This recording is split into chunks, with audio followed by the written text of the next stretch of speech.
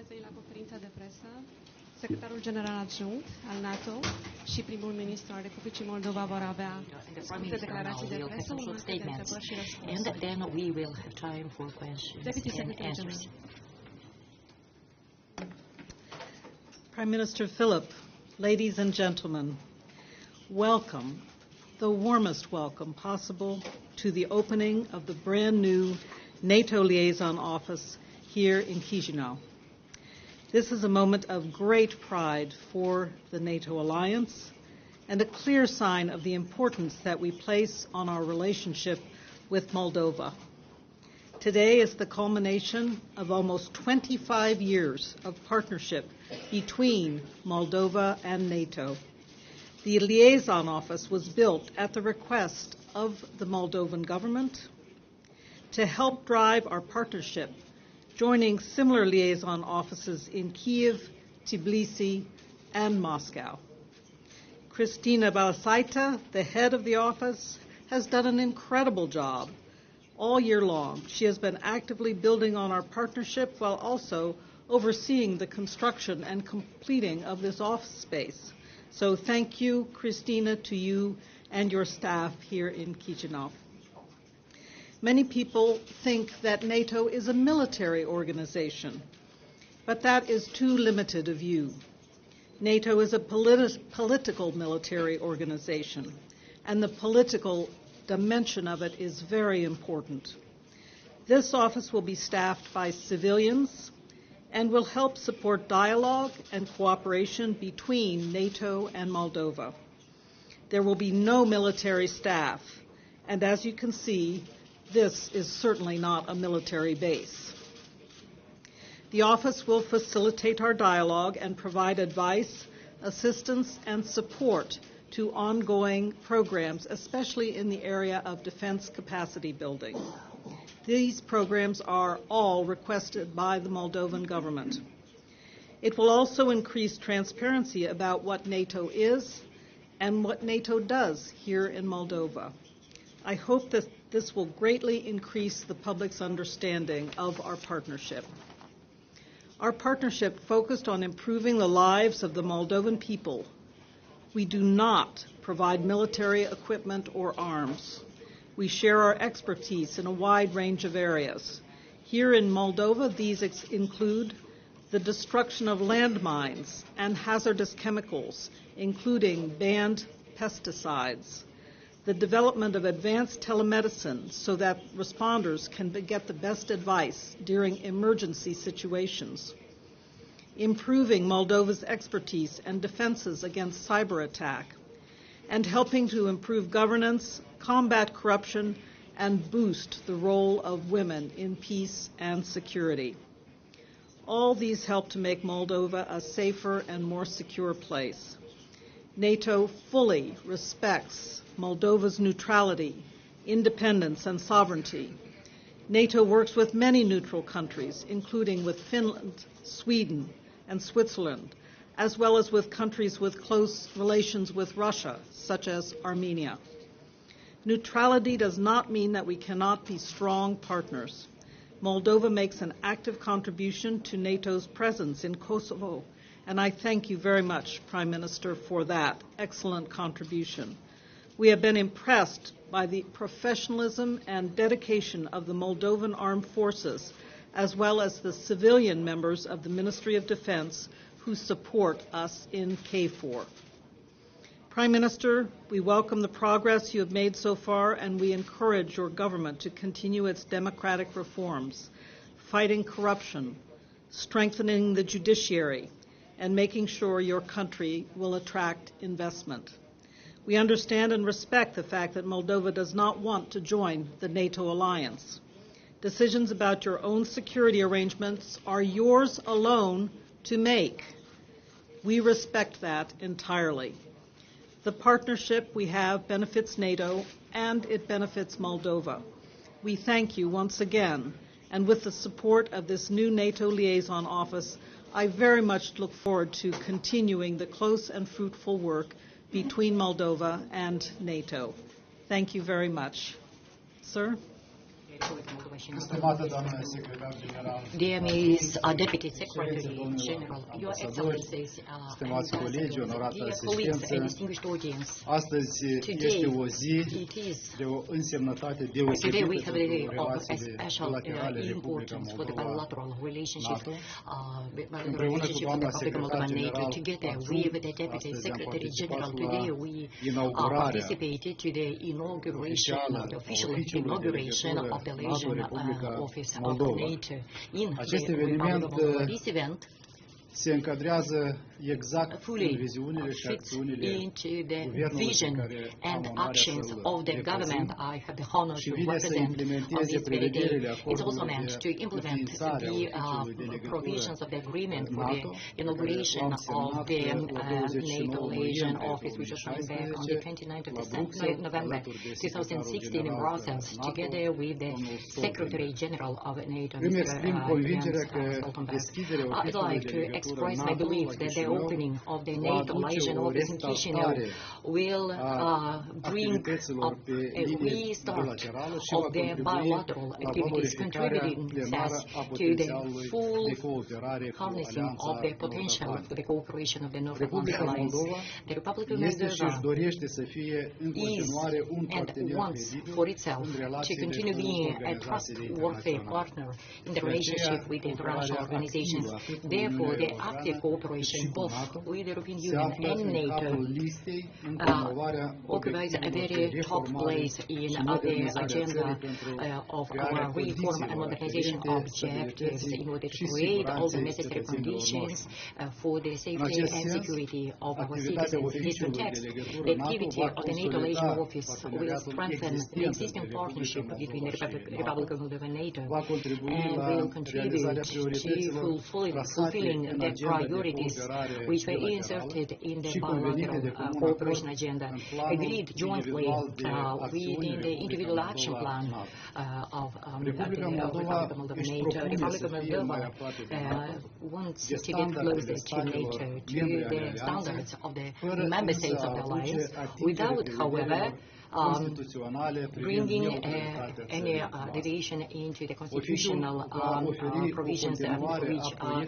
consecrating the neutrality of that country. The office will continue offering the whole support to the existing projects implemented with the support of NATO, but will also give a new momentum to other projects of great importance for the country, for example, fighting against cyber crimes, the increased resilience and preparedness for all sorts of emergency situations, counteracting of the terrorism, the reform of the security and defense sectors and others. We do live in a region which is exposed to all sorts of diverse threats, many of them being asymmetric, having the potential to destabilize easily countries, exactly as we have watched it over the last years. I am aware of all the efforts which exist at the level of NATO in order to combat the impacts of the online propaganda, the radicalization. Generally speaking, I do have the firm belief that we will manage to integrate this expertise in the regulations and actions on our side which address the maintenance of the independence of the Republic of Moldova. Besides, that will stimulate the role of the Republic of Moldova as a contributor to maintaining peace and security at the regional and international level, a fact which will increase and strengthen the interoperability, but also the modernization of our armed forces. As the proverb says, if you are prepared, you can overcome all sorts of threats. And I'd like to especially mention that the Liaison NATO office is not a novelty. Similar Liaison offices had already been set up, and they do exist in many other states, exactly as Ms. Deputy Secretary General mentioned earlier. The inauguration of this office in Chișinău is an element of normality, proving also international openness of the Republic of Moldova. No political actor should ever contest or appeal these set of actions. We intend to organize, with the assistance of the NATO office, actions of public diplomacy for the objective information of the citizens regarding the dialogue we have with the Alliance, as well as about the projects which are to be implemented and the assistance we enjoy. I'd like to thank the Alliance alliance for the constant assistance offered to the Republic of Moldova in the most diverse fields of the national economy, but first and utmost for the support, the firm support offered to our sovereignty, independence and territorial integrity expressed in the NATO papers and documents. As we are all very well aware, one of the important objectives of the government is to contribute to the settlement of the Transnistrian conflict and also to contribute to the end of the situation on the ridge, on the territory of our country. We have foreign military troops which are stationed, by the way, beyond our will. We also do appreciate the respect for the neutrality of our country, reinforced within all the meetings, but also within the framework documents which accompany our bilateral cooperation, the EPA. In our turn, we will do our best to ensure the continuity of the participation of the military contingents to the KFOR operations conducted by NATO and Kosovo, as well as in other peacekeeping international missions, as well as you are aware. On the 4th of December this current year, a ceremony took place for the detachment of the 8th contingent to the KFOR, so the contingent of the National Army composed of 40 militaries, out of which 33 belong to the so-called Allied Infantry Fleet, and 7 militaries belong to the mine disposal team. Thank you. Now, we have time for a couple of questions, but please do introduce yourself and mention the media. Anatol Tkachuk, I read the Moldova question to both officials. The Republic of Moldova signed with NATO an individual action plan in our country. Nowadays, there are several projects which are being implemented and which are funded by the alliance. And today, the Liaison NATO office has been inaugurated in the Republic of Moldova. What should be the next stage in the relationship between the Republic of Moldova and NATO? Thank you. It is very important to make sure that all the relations and the collaboration the Republic of Moldova has with NATO is increasing. Today, we've been discussing that issue with Ms. Deputy Secretary General at the meeting we had before this official inauguration of the NATO office. And I just mentioned that the speed for the rapprochement and the cooperation of NATO is fully at the discretion of each country, and this principle is fully respected by NATO. Here in the Republic of Moldova, and we are absolutely pragmatic and rational in this approach, our speed, our pace to getting closer and collaborating with NATO depends upon ourselves. It depends upon what we are doing within the country. It depends upon how well we can communicate all these messages to the exterior. I do have the firm belief that we will enjoy closer collaboration and beyond the projects which are already unfolding, projects which the Republic of Moldova benefited already of. I'm mentioning here about the response center to cyber attacks.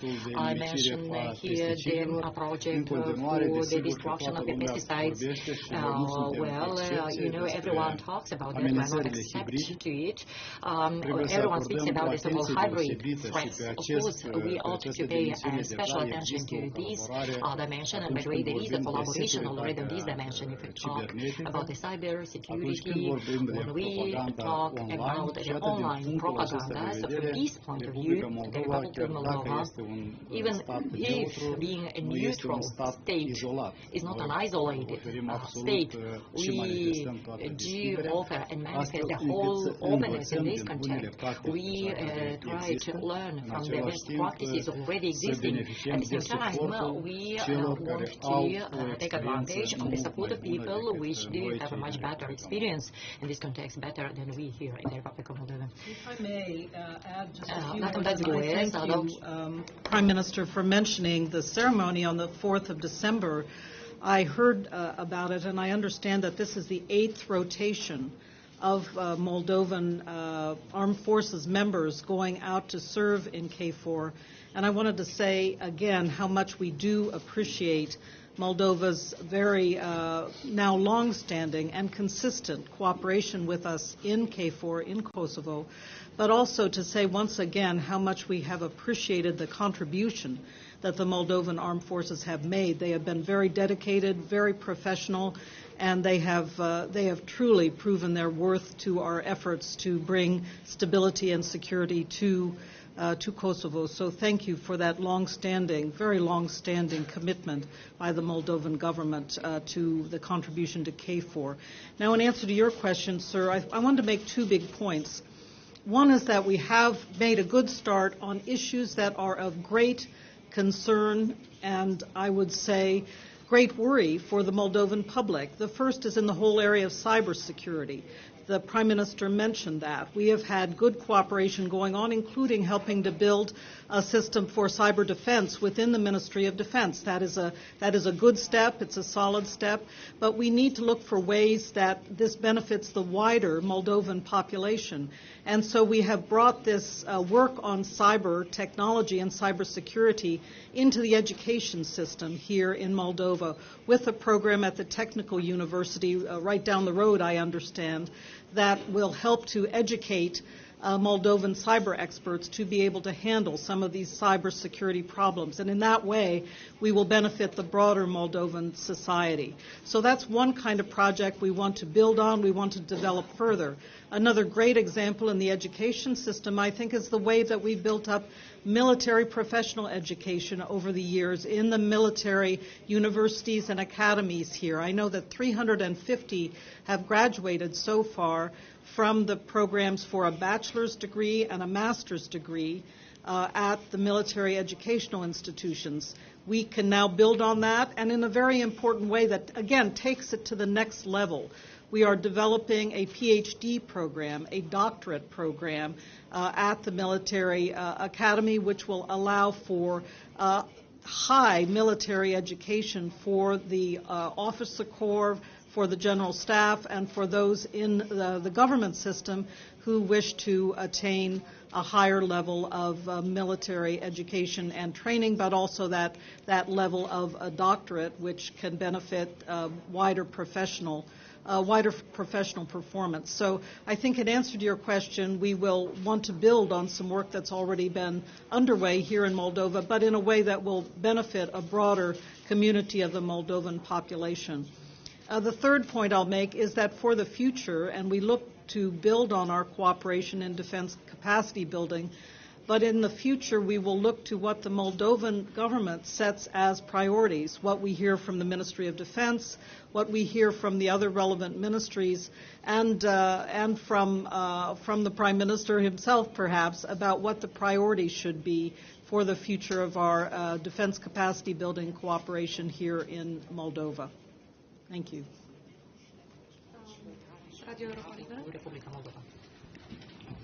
Bună ziua, Liliana Barbaroșă, Radio Europa. Good day, Liliana Barbaroșă, Radio Europa Leader. I have two questions, one for the Prime Minister and another one for the Deputy Secretary General. Ambele se referă la domeniul militar. Both questions address the military, so the DCT, this defense capacity building, through which NATO is helping out the Republic of Moldova to reform the security sector. Ms. Deputy Secretary General, I'd like to know which way you assess the efforts to keep the Republic of Moldova in this context. Do you believe the Republic of Moldova fulfilled the commitments assumed in this project? Mr. Prime Minister, regarding the funding of the army, I'd like to address the question. The government committed itself by 2020 to reach 0.5% of the GDP as the budget of the army. As far as I know, the initial amount which was envisaged for that was already reduced by 13 million. I'd like to hear your opinion. How would you assess this reduction? Este adevărat, noi it is true, we approved this year in the government the defense strategy, and I am convinced that quite soon this document will be submitted to the parliament and it will be voted, it will be passed by the parliament. I'm pretty sure about it. This document indeed envisages a gradual increased budget for the national army. The truth is, for this year, we envisaged 50 million more in comparison with the previous year, but after some discussion, this amount was reduced by approximately 13-something million.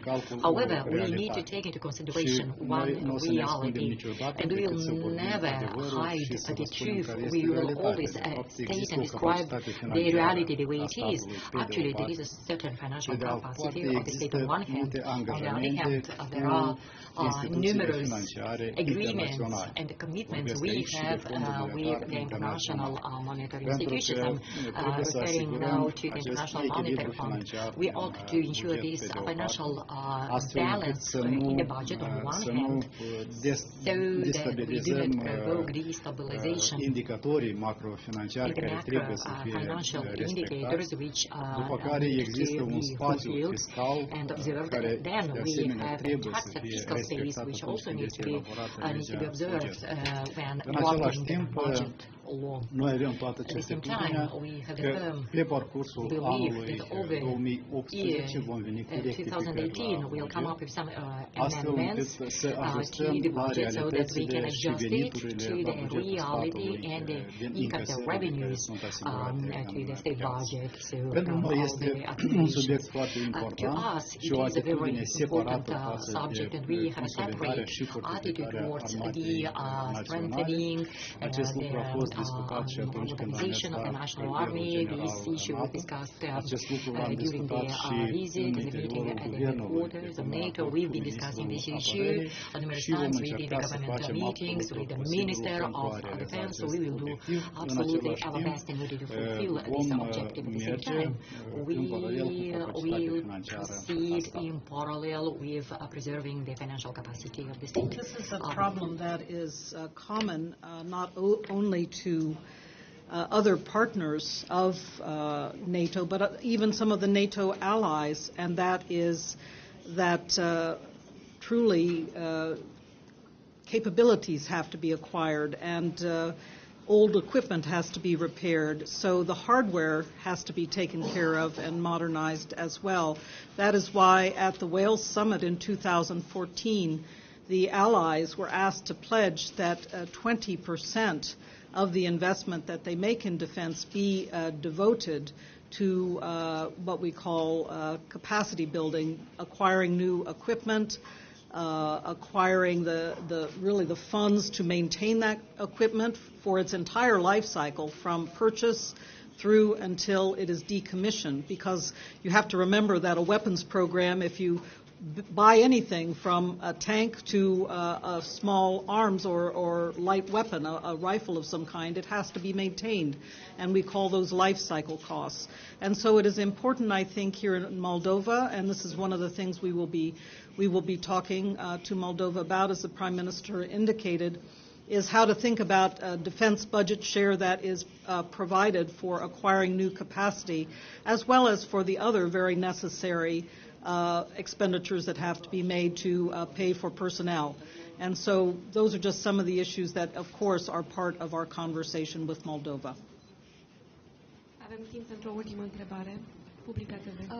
Now we have time for the last question. Publica TV. My question is that over the last period of time, we had a couple of statements regarding the incompatibility of the status of neutrality of our country with this collaboration with NATO, especially since the day we had also a protest in front of the building. So I'd like to ask you what measures are undertaken regarding the awareness raising, the information of the population, as you mentioned it, regarding the concrete and the real tasks and goals of this collaboration. Question to both of you. We mentioned this aspect already in our initial statements, I myself and also Ms. Deputy Secretary General, regarding the neutrality status. First of all, I'd like to leave from the fact that neutrality doesn't mean isolation. The Republic of Moldova is open and will stay from now on open to learn and to take up the best practices for the strengthening and the consolidation of the national army. At the same time, we will do our best in order to be capable to respond immediately to cyber threats and to all other threats which exist nowadays in the modern life, so that we can become a supplier of regional security as well. All those who are so concerned with the neutrality of the Republic of Moldova, they need to take a good example from what the North Atlantic Organization is doing. You will see in the discussions of the alliance every time, you will see a specific focus on neutrality of the Republic of Moldova. Any document signed with the alliance stipulates and emphasizes neutrality of the Republic of Moldova, by contrast with the ones who are so much concerned about our neutrality, at the same time infringing this neutrality by stationing illegal military troops and forces on our territory, totally beyond and against our will. Therefore, I believe beyond there is a neutrality statement, or behind those neutrality declarations and statements, sometimes we have totally different visions and thoughts. If I could just add one word on this, I've already said what I needed to say, but you know, Moldova has been associated with NATO since the Partnership for Peace practically was established in 1994, and I well remember that day. I was working for President Clinton at that time. I was at the headquarters of NATO. I remember when the Moldovan team first arrived to participate in Partnership for Peace 25 years ago, and never in all that time has NATO said anything except that we totally respect the constitutional neutrality of Moldova. As the Prime Minister said, it is inserted into legal documents that underpin our relationship, and so it is very clear from the perspective of NATO. Also, there is absolutely no difficulty from our perspective. We have many, many partners who are constitutionally neutral. Finland is an excellent example of a country that works with NATO intensively. They are among our closest partners, cooperating in military exercises and training almost every day, and yet they maintain now. It's their 100th birthday this week, as we've just been celebrating in Vienna with the OSCE meeting going on there this week as well. It is their 100th birthday, and throughout that time they have maintained their constitutional neutrality in every way they could, and NATO highly respects that. That was the time available. Unfortunately, now we'll have to leave you. Thank you so much.